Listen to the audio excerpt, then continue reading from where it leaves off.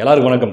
இன்னைக்கு சமூக வலைதளங்களில் ஒரு காணொலி ரொம்ப வைரலாக பரவிட்டு இருந்துச்சு அப்படின்னு சொல்கிறத விட பரப்பப்பட்டுக்கிட்டு இருந்துச்சு. முதல்ல அந்த காணொலியை எடுத்து பரப்பினவங்க யாருன்னா நம்முடைய தாவேக தோழர்கள் தான். பாரியா என்ன அழகாக முதல்வர் கார் ஓட்டுறாரு பாரியா அப்படின்ற மாதிரி அவரை பெருமைப்படுத்தும் விதமாக தான் அந்த காணொலியை பரப்புனாங்க. ஆனால் பின்னாடி அதுவே கொஞ்சம் பேக் ஃபயர் ஆகி மற்ற கட்சியினர் அதை கையில் எடுத்துக்கொண்டு இங்கே பாருங்க, சீட் பெல்ட் போடல, பக்கத்தில் ஏதோ கிளாஸ் இருக்குது, பக்கத்தில் அந்த கிளாஸுக்கு பக்கத்தில் ஒரு பாட்டில் இருக்குது, அதில் ப்ரௌன் கலரில் ஏதோ ஒரு திரவம் அதில் தெரிகிறது அப்படின்ற மாதிரிலாம் எடுத்து போட்டு பரப்பிட்டு இருந்தாங்க. ஆக்சுவலாக என்ன விஷயம் அப்படின்னா, தமிழக முதல்வர் விஜய் அவர்கள் கர்நாடகாவுக்கு போயிருந்தார். நமக்கு தெரியும், சில கோயில்களுக்கு போய் அது வழிபட்டுக்கிட்டு அதுக்கப்புறமா வந்தார். அந்த துண்டுகள்லாம் போட்டுக்கிட்டு அங்கே நல்லா இருந்துச்சு, பார்க்குறதுக்கு நல்லா தான் இருந்துச்சு. அப்படி வரும்போது காரு சிஎம் கான்வாய் அப்படிங்கிறது நமக்கு தெரியும். முன்னாடி சில வண்டிகள் போகும், பின்னாடி பாதுகாப்புக்கு சில வண்டிகள் போகும். அதுக்கு முன்னாடியே பைலட் வாகனம் அப்படின்ட்டு ஒன்று போலீஸ் வாகனம் போயிட்டு அந்த போக்குவரத்தெல்லாம் கொஞ்சம் கிளியர் பண்ணி விடுறதுக்கு முன்னாடி ஒரு வண்டி போகும். அதுக்கு ஒரு ப்ரோட்டோகால் இருக்குது, அதுக்கு ஒரு ப்ரொசீஜர் இருக்குது. அதுக்கேற்ற மாதிரி தான் அந்த கான்வாய் அப்படிங்கிறது இயங்கும். குறிப்பாக அதுக்குள்ளே என்னென்ன இருக்குது, பர்டிகுலராக உள்ள என்னென்ன டிவைசஸ் இருக்குது, உள்ள எப்படிப்பட்ட பாதுகாப்பு உபகரணங்கள் இருக்குது, என்ன மாதிரியான செட்டப் செய்யப்பட்டிருக்குது அப்படிங்கிறது வெளியில் சொல்லப்படாது. ஏன்னா முதல்வர் அவர்களுடைய பாதுகாப்பு கருதி. அப்போது இவ்வளோ ஒரு பாதுகாப்பான ஒரு கான்வாய் தான் சிஎம் கான்வாய் அப்படிங்கிறது. அந்த கான்வாயை முதல்வர் அவர்கள் ஓட்டிக்கிட்டு போகிறாரு. ஓட்டிகிட்டு போகிற வீடியோ வைரலாக பரவச்சு. முதல்ல விஜய் ரசிகர்கள் தாவேக தோழர்கள்லாம் எடுத்து பரப்பிட்டு இருந்தாங்க. அதுக்கப்புறம் அவங்களே என்ன பண்ணிட்டாங்க அப்படின்னா, யாராவது இந்த வீடியோ எடுத்து பரப்புனீங்கன்னா ரிப்போர்ட் அடிங்க, ரிப்போர்ட் அடிச்சிருவோம். அதனால் யாரெல்லாம் ட்விட்டரில் அந்த வீடியோ எடுத்து போட்டுட்டு இருக்கீங்களோ எல்லாம் டெலிட் பண்ணுங்கள், யாரும் அதை பரப்பாதீங்க அப்படின்ட்டு பேசிகிட்டு இருந்தாங்க. முதல்ல நான் கேட்குறேன், ரிப்போர்ட் அடிக்க சொல்லி கேட்குறீங்க, இந்த மற்ற பிரச்சனைகள்லாம் அப்புறம் வரும், இந்த சரக்கு, இந்த சீட் பெல்ட்டு, இதுக்கெல்லாம் அப்புறம் வரும். முதல்ல தாவேக தோழர்கள் யாரெல்லாம் எடுத்து போட்டிங்க அப்படின்னா ரிப்போர்ட் அடிச்சிடும் பார்த்துக்கன்னு சொல்கிறீங்களே, முதல் கேள்வி, அந்த காணொலி முதல்ல எப்படி வெளியே வந்திருக்கும், அந்த காணொலியை முதல்ல யார் எடுத்திருப்பா?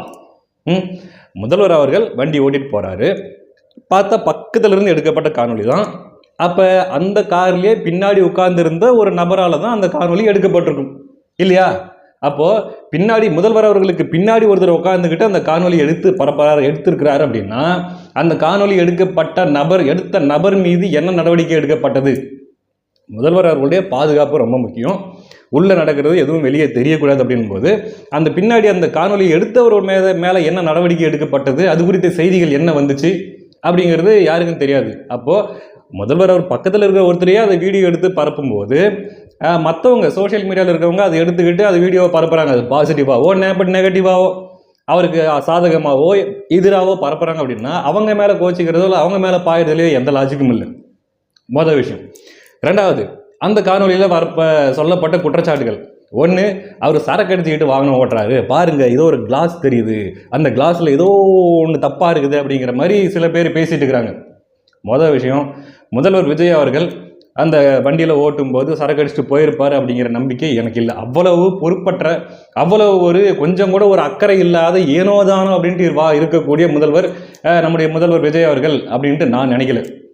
மற்றபடி அவருடைய தனிப்பட்ட வாழ்க்கையில் அவர் வீட்டில் என்ன பண்ணுறாரு, அவர் மற்ற டைமில் தனியாக இருக்கும்போது என்ன பண்ணுறாரு, அவரோட ப்ரைவேட் லைஃப்பில் என்ன பண்ணுறாருங்கிறதெல்லாம் எனக்கு தேவையில்லாத விஷயம். அது யாருக்குமே தேவையில்லாத விஷயம். அவங்கவுங்களுக்குன்னு ஒரு பர்சனல் இருக்கும், அவங்கவுங்களுக்குன்னு ஒரு சில பழக்க வழக்கங்கள் இருக்கலாம், அல்லது இல்லாமலும் இருக்கலாம். அது நமக்கு தேவையில்லை.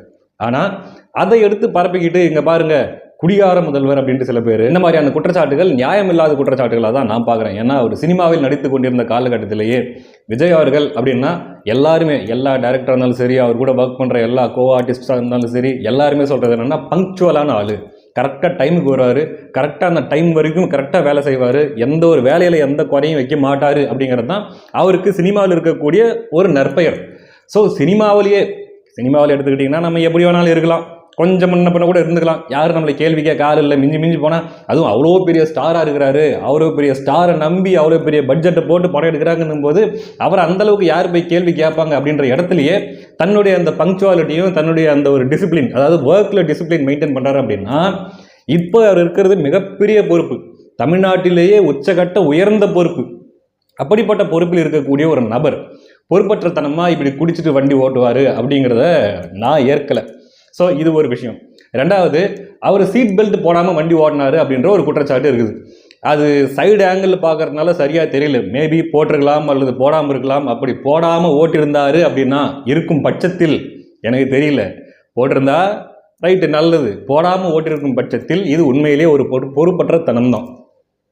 இது ஒரு விஷயம். மூணாவது, அது எப்படி புரோட்டோகால் படி விஜய் அவர்கள், சிஎம் விஜய் அவர்கள் வண்டி ஓட்டலாமா என்றால் புரோட்டோகால் படி ஓட்டக்கூடாது, அது தவறு.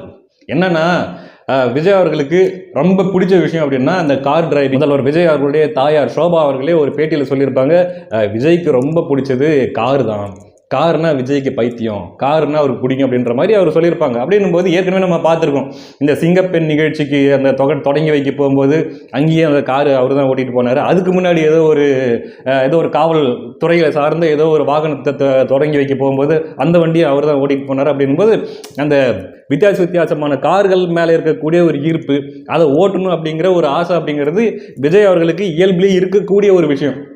அதன் அடிப்படையில் சிஎம் உடைய கான்வாயில் இருக்கக்கூடிய அந்த சிஎம் இருக்கக்கூடிய அந்த காரு, அதையும் ஓட்டி பார்க்கலாமே அப்படின்ற ஒரு ஆசையில் கூட ஓட்டி பார்த்துருக்கலாம். அது ஒரு மிகப்பெரிய குற்றமா? ஐயோ பாவம் பண்ணிட்ட அப்படின்னு சொல்கிற அளவுக்கு மிகப்பெரிய குற்றமானா இல்லை. ஆனால் தவறா அப்படின்னா இது தவறு தான். ஏன்னா நீங்கள் ஒரு தமிழ்நாட்டின் முதல்வர் அப்படிங்கிற ஒரு பொசிஷன், அந்த ஒரு ஹை பொசிஷனில் இருக்கும்போது அந்த பொசிஷனுக்கான டிக்னிட்டி, அந்த புரோட்டோகாலுக்கு உண்டான ரெஸ்பெக்ட், இது எல்லாத்தையும் செலுத்த வேண்டியது அல்லது அதை கடைபிடிக்க வேண்டியது முதல்வர் விஜய் அவர்களுடைய கடமை. ஏன்னா நீங்கள் ஒரு முதல்வர் மட்டுமல்ல, ஒட்டுமொத்த தமிழக மக்களுக்கே ஒரு முன்னுதாரணமாக இருக்க வேண்டியவர். என்னையா முதல்வரே எப்படி இருந்தால் அவர் அந்த நாட்டு மக்கள் எப்படி இருப்பாங்க? மன்னன் எவ்வழியோ மக்கள் அவ்வழியோன்னு சொல்லுவாங்க இல்லையா, அந்த மாதிரி அந்த ஒரு ரெஸ்பான்சிபிலிட்டி இருக்கணும். ஒன்றும் இல்லைங்க, ரோட்டில் போயிட்டுருக்குறோம், ஒரு போலீஸு பைக்கில் போயிட்டுருக்காரு, ஆனால் ஹெல்மெட் போடல. ஆனால் பொதுவாக போலீஸ் வண்டியில் வர்றவங்களுக்கெல்லாம் நிப்பாட்டி லைசன்ஸ் எடு, ஆர்சி புக் எடு, ஹெல்மெட் ஏன் போடல 1008 கேள்வி கேட்குறாங்க இல்லையா? போலீஸு ஹெல்மெட் போடாத போது மக்களுக்கு ஏன் கோபம் வருது சொல்லுங்க பார்க்கலாம். மற்றவங்க எல்லாம் சாதாரணமாக போகிறவங்க வரவங்களாம் எத்தனை பேர் ஹெல்மெட் போடாங்களோ போடலையோ யாரும் கண்டுக்க போகிறதில்ல. ஆனால் ஒரு போலீஸ் வண்டி ஓட்டிட்டு போகிறாரு, ஹெல்மெட் போடலைன்னா ஏன் நம்மளுக்கு கோபம் வருது? சட்டத்தை காப்பாற்ற வேண்டிய ஒரு காவல்துறை அதிகாரியே இப்படி சட்டத்தை மீறினால் அப்புறம் மக்கள் எப்படி இருப்பாங்கன்றது ஒன்று. இன்னொன்று, ஏயா நாங்கள்லாம் போகும்போது வரும்போது ஏதோ ஒரு அவசர வேலையாக போயிட்டு இருப்போம், ஒரு ஹாஸ்பிட்டலுக்கோ இல்லை வேற ஏதாவது முக்கியமான வேலையாக போயிட்டு இருப்போம், நிப்பாட்டி ஹெல்மெட் எங்கே, அது எங்கே, இது எங்களை பிடிச்சி என்ன நோண்டுற, இப்போ நீ ஹெல்மெட் போடாமல் போனால் அது என்ன அர்த்தம் அப்படின்ற கோபம் இயல்பாக மக்களுக்கு எழுவது இயல்பு தானே.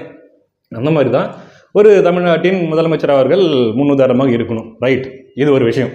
ரெண்டாவது, நேற்றுலேருந்து பார்த்துட்டு இருக்கிறாங்க, நேற்று ஃபுல்லாக இந்த உடன்பிறப்புகள் மட்டும் இல்லை, முன்னாள் திமுக அமைச்சர்கள், முன்னாள் மாஜிக்கள், அவர்களுடைய கதறல்கள் பார்க்குறதுக்கு அவ்வளோ பாவமாக இருக்குது. ஒன்றும் இல்லை, ஏவா வேலுன்ட்டு ஒருத்தர் உங்களுக்கு நல்லா தெரியும். அவர் நேற்று என்ன சொல்கிறாரு, தவற விட்டோம், தப்பு பண்ணிட்டோம், ஒரு தடவை பெரிய தப்பாக பண்ணிட்டோம். என்னன்னா தப்பு பண்ணிட்டோன்னு சொல்ல முடியாது, நம்முடைய முதல்வர் அதாவது நம்முடைய தலைவர் ஸ்டாலின் அவர்கள் தாயுள்ளம் கொண்டவராக இருந்ததுனால நாங்கள் தப்பு பண்ணிவிட்டோங்க. ஏன்னா என்னையா ஆச்சு, இன்னும் அப்படி என்னையா பெரிய தப்பு பண்ணிட்டீங்க அப்படின்னா, தப்பாக இடம் போட்டங்க. கரூர் விஷயத்தில் நான் கரூரில் 41 பேர் இறந்தப்பவே என்ன பண்ணியிருக்கணும், எஃப்ஐஆர் போட்டிருக்கணுமா இல்லையா? நாங்களும் போய் எங்கள் தலைவர்கிட்ட போய் கேட்டோம், தலைவரே எஃப்ஐஆர் போட்டு விடலாம் அப்படின்னு கேட்டோம். ஆனால் அவர் என்ன பண்ணிட்டாரு, வேண்டாங்க, எந்த தலைவனாவது தன்னுடைய தொண்டர்கள் சாவதை விரும்புவாங்களா? அப்போ இது தெரியாமல் தான் நடந்திருக்கும், அதனால் எஃப்ஐஆர்லாம் போட வேணாம். இதை பற்றி சரி விட்ருங்க, எஃப்ஐஆர் தான் போடல, அட்லீஸ்ட் நாங்கள் இதை பற்றி அது பேசுகிறோமே, இதை பற்றி நாங்கள் விமர்சனமாக வைக்கிறோமே அப்படின்னு நாங்கள் போய் கேட்டோம். அதுக்கும் கூட அதெல்லாம் வேணாங்க, விடுங்க, அவங்கெல்லாம் நமக்கு ஒரு பொருட்டே இல்லை அப்படின்ட்டு இதை ஒரு பெருசாகவே எடுத்துக்காமல் போயிட்டாரு. இந்த இடத்துல நாங்கள் தவறு செஞ்சிட்டோம், எங்கள் தலைவருடைய தாயுள்ளம், அந்த தாயுள்ளம் தான் இதுக்கெல்லாம் காரணம் அப்படின்ட்டு ஏவா வேலு அவர்கள் பேசிட்டு இருக்காரு. ஒரு கணம் நாங்கள் ஏமாற்றோம். 41 பேர் கரூர்ல செத்திருக்கிறான், காவல்துறை எஃப்ஐஆர் போடணுமா இல்லையா? அத்தனை பேரும் எஃப்ஐஆர் போட வேண்டும் என்று சொன்ன போது கூட அவர் மீது எஃப்ஐஆர் போடாதே என்று சொன்ன தாயுள்ளம் கொண்ட தலைவா. ஐயா உடன்பிறப்புகளா, மேடை கிடைச்சிருச்சு, மைக்கு கிடைச்சிருச்சுன்ற ஒரே காரணத்துக்காக நாக்கு மேல பல்ல போட்டு உங்க இஷ்டத்துக்கு பேசக்கூடாது. உங்க தலைவருடைய அந்த தாய் உள்ளத்தை 5 வருஷமா மக்கள் பார்த்ததுனால தான் இப்போ உங்க தலைவர் கூப்பிடுகிறாரு. கொளத்தூர் தொகுதியிலேயே தலைவருடைய தாய் உள்ளத்தை மக்கள் பார்த்து வியந்ததுனால தான் கொளத்தூர்லேயே தோக்கடிச்சுட்டு இப்படி உட்கார வச்சிருக்கிறாங்க உங்கள் தலைவரை. அப்படின் போது திமுகவுடைய தாய் உள்ளம் எங்களுக்கு தெரியாதா? அது மட்டும் இல்லாமல் அந்த கரூர் சம்பவம் நடந்த அந்த சமயத்தில் நீங்கள் வேணா, உங்கள் தலைவர் வேணா உங்களை அடக்கியிருக்கலாம், வேண்டாம் பேசாதீங்க, அமைச்சர்களோ இல்லை பெரிய பெரிய ஆளுங்களோ பேசாதீங்கன்னு அடக்கிருக்கலாம். ஏன்னா அவர் என்ன நினச்சிருக்கலாம், ஒரு வேளை விஜயை பற்றி பேசி நம்மளே ஏன் புயலாக்கி விடணும், ஒருவேளை எஃப்ஐஆர் போட்டால் அது விஜய்க்கு இன்னும் கொஞ்சம் பூஸ்டாக போய் அது இன்னும் கொஞ்சம் சிம்பத்தியை தேடி அது அவருக்கு பாசிட்டிவாகவும் நம்மளுக்கு நெகட்டிவாகவும் போயிடுச்சுன்னா என்ன பண்ணுறது அப்படிங்கிற பயத்தில் வேண்டாம் அப்படின்னு சொல்லியிருப்பாரே தவிர உங்களுடைய ஐடி விங்கில் உங்களுடைய உடன்பிறப்புகளை வச்சுக்கிட்டு நீங்கள் என்னென்ன வேலை பார்த்தீங்கன்றது ஊரே பார்த்துச்சு. என்னென்ன பழி போட்டீங்க, என்னென்ன இவ்வளோதான்ட்டு இல்லை, கொலகாரன் அந்த இப்படின்ட்டு இஷ்டத்துக்கும் பேசுனீங்க. அப்படின்னும்போது உங்கள் தலைவருடைய தாய் உள்ளத்தை தமிழ்நாடே பார்த்துருச்சு. என்ன ஒரு மன வருத்தம் அப்படின்னா, நம்முடைய உடன்பிறப்புகள் பாவம் இவங்களாம் அழுவுறதை பார்த்துட்டு கதறதை பார்த்துட்டு ரொம்பவே மனசுக்கு வேதனையாக இருக்குது.